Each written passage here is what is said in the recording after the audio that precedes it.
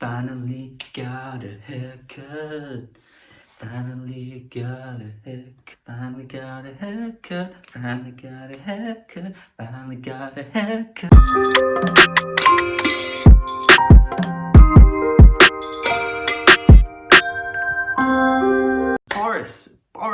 Boris, legendary.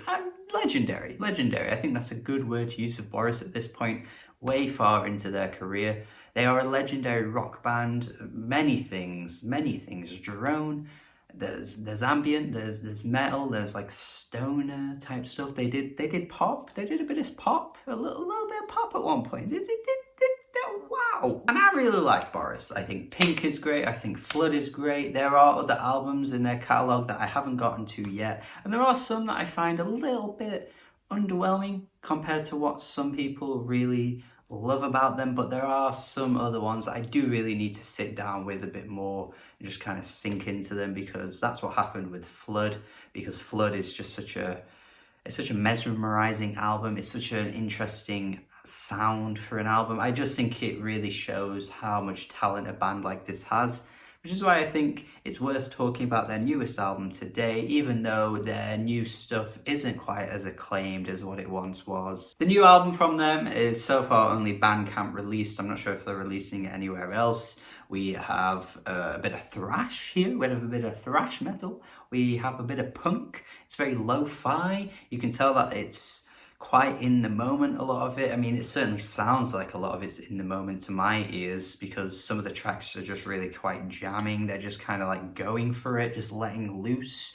going wild, going crazy. It does take a little bit to get going, I must admit, because the opening track, as much as it's very like menacing and the chugging is just so like curdling, like blood curdling, it just goes on a little long. And it's weird because this track and then the final track just feel like two of the weakest moments on the entire thing, because they just don't really seem to capture what I think much of this album manages to do. Like if you chop that first track to like 3 minutes, I think it would have been perfect, but instead we're just going on for like 6 minutes, and I just don't really see the point. And skipping all the way to the final track, just weird. It's titled Interlude.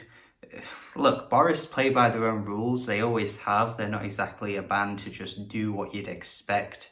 But ending on this track, Interlude, is a bit weird. I'm kind of wondering if like this is leading on to something else, which is why we're only seeing it on their Bandcamp for now or something. I'm wondering if it's like a two-parter, so then the interlude leads on to something else. I don't know, or it just truly does end on that track, and I am left a bit baffled. But everything in between is good. I mean, we're getting this really heavy propulsive drumming throughout. I think it's honestly the highlight of the album. I friggin' love some of these drumming patterns on this album. Oh god damn, they're just so throttling, they're so relentless. I'm just ready to like you get the sludgier, more disturbing track Zerkalo, I'm not sure how you say it, but this track is just so like dirty.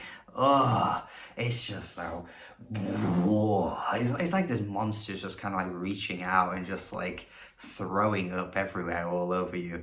I just made that up at the top of my head right now on the spot, so I don't know if that makes sense, but it kind of does when I listen to it, thinking about it. Temple of Hatred, though, this track really takes me back to that 80s era of punk. You know, all those like bands like Black Flag, maybe a bit of Misfits in there as well, although they weren't quite strictly punk, but just that kind of era is seeping through on this track somehow. Which, when you think about it, does make sense, because we are getting a lot of thrash on this album, which of course was that prime era for bands like Metallica. You're definitely getting bits and bobs of that on this album too, so I'm just sort of wondering if that's what they're inspired by throughout here. I love the chanted chorus on Fundamental Error, the way it's like, Fundament, it again takes us back to those like prime era, like Metallica and all those other bands too. But I think overall it's just generally quite a safe album, even though it sounds like they're really having a great amount of fun here,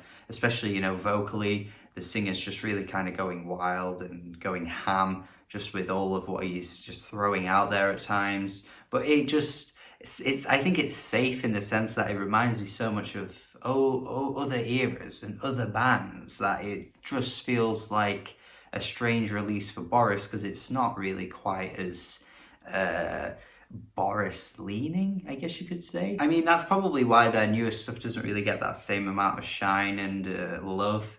Because, you know, when you listen to an album like Flood or even Feedbacker, you're not really going to be thinking of any other band. This is prime Boris. This is Boris. Whereas this album here, again, doesn't really feel like it's a staple album in their discography. It just feels like they're doing a sound at a really strong level. It is a shame that it is held back by those weaker tracks. The final track, the opening track, not quite as strong.